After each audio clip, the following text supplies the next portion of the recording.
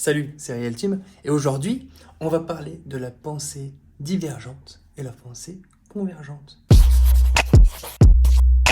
Inscris-toi au mail créatif si c'est toujours pas fait. T'es le bienvenu dans la communauté.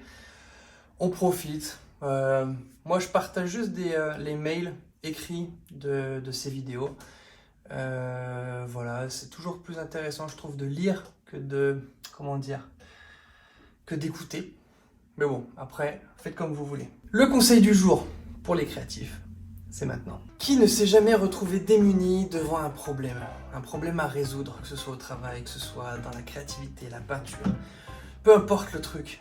Mais des fois, on se retrouve complètement perdu, complètement paumé devant un problème. Alors, je parle pas des petits problèmes de tous les jours, on en a toujours des petits problèmes. Je parle des problèmes qui sont plus conséquents et où en fait, il nous faudrait une stratégie. Et moi, pour tous mes clients, pour tous mes logos, j'utilise un processus créatif. Alors, je sais pas si ça s'appelle comme ça, je sais pas si on a le droit de l'appeler comme ça, mais bon, on l'appellera comme ça. Donc comment je procède? J'utilise la pensée divergente. La pensée divergente, ça ressemble un peu à ça.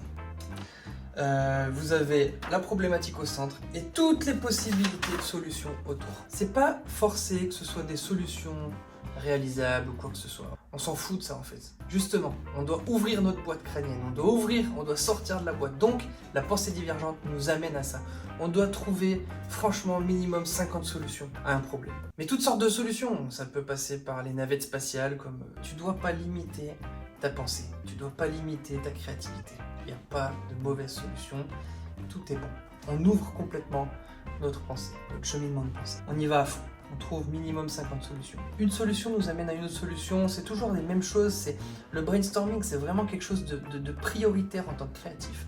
Nous devons absolument utiliser le brainstorming à longueur de journée. Faites-le, c'est un encouragement. Pour éviter d'être perturbé, je t'encourage à mettre ton téléphone sur avion, parce que franchement, sinon t'es harcelé. La deuxième grande étape, c'est la pensée convergente. Divergente, convergente. Donc de toutes ces solutions que j'ai, faut que je fasse le tri. Il nous faut trouver la meilleure solution, synthétiser, décider. Ça, c'est le passage un peu compliqué. Et en éliminant toutes nos solutions, il faudrait qu'on arrive à 5. Commencer par 10, donc 50, 10, 5. Essayez de trier, faites du tri. On peut refaire ce processus indéfiniment. Alors, je vous encourage à vous arrêter à 1, 2, pensée divergente. On explose, on a le droit à tout est possible. Pensée convergente, on restreint, on trouve la meilleure solution, on synthétise, on décide. Et on recommence. Divergente, convergente, divergente, convergente. Et avec ce processus, je peux vous assurer que vous trouverez des solutions. Et surtout, non seulement vous trouverez des solutions, mais elles seront en dehors de la boîte. Pas forcément révolutionnaires, mais des solutions qui seront en dehors de la boîte, que les autres n'auront peut-être jamais pensé. Voilà mon secret pour sortir de la boîte sur mes projets créatifs. C'est comme ça que je fonctionne, toujours.